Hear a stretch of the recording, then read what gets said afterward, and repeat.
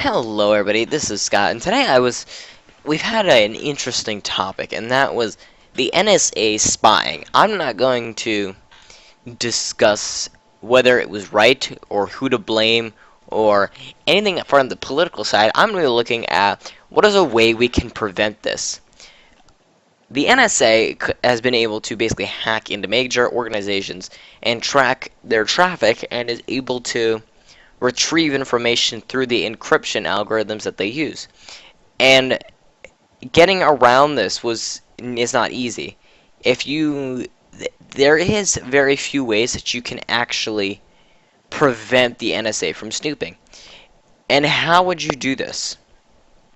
When I give an encryption algorithm, and I'm on Google for instance, they're going to send me, I'm requesting the key, I send them the key, and then it's all locked and blah blah blah blah blah. You know, we've been over this. And that algorithm, it determines what it's going to be. It isn't random. There is a certain set code that it will follow.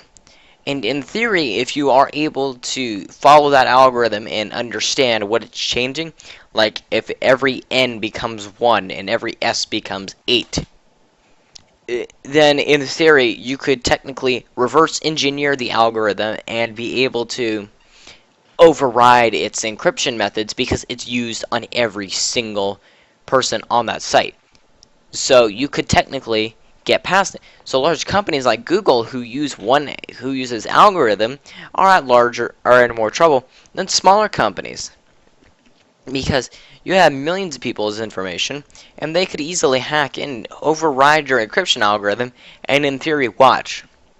And proposing a method in order to solve it was kind of a struggle. How would you prevent them from doing it?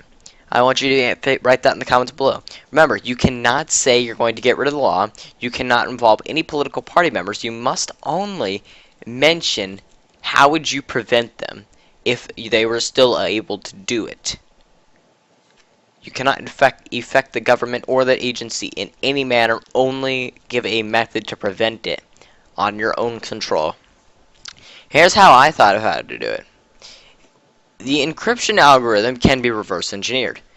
Highly skilled computer technicians and IT supervisors could, in theory, reverse engineer it. That's not in question. However, at the same time, since it's used on all these millions of people, they're all going to be effective. For instance, it's going to be like if one person, this is the one algorithm, and all these other people are using it, then they're all in threat of the same potential hack, because they're able to override that same algorithm. So how do you stop them from doing that? This question was generally a thinker, and I thought of one of probably the most efficient ways to do it. And it's also going to be one of the more difficult for users to do, and that is allow every user to create their own encryption algorithm. Let me explain. I can create my own encryption algorithm and just give them the tools to do so. Essentially, when you create an account, you'll say, okay, they're going to give you a generic algorithm, and then you're going to be able to create your own algorithm. And I could say, instead of what Google says, oh, n equals 1, I'm going to just change, so my password is going to be 123. And since we know that the old one was n is equal to 1, I can say 1 is equal to v, 2 is capital C, and 3 is capital D. No one would know what that is. It doesn't make any sense. There's no real train of thought there. But now you're going to say, oh, well, they could probably easily figure that out too by figuring out trends. You could argue that, but then they'd have to look for a specific person. They'd have to know their account information, and they'd have to get past the security measures of the server. And even if they do figure out your own encryption algorithm, they can only apply it to you. They can only use it because everyone's going to use some kind of different algorithm if they're smart. They're going to change it. So the encryption key is what the encryption key that gets sent to them is going to be V capital C and capital D. That's what will be sent to them. well, we'll have the actual password shown. So if everyone has different passwords, in theory, they could never hack and get past security measures, because if they wanted to, they'd have to go after the right person, and they'd have to get their own encryption key. No one else is in threat then. And therefore, it is one of the most secure measures that you can do, because if you are just storing the encryption key that they can get, then they're technically more secured. And what you're going to be saying is, well, couldn't they hack in to get the encryption keys?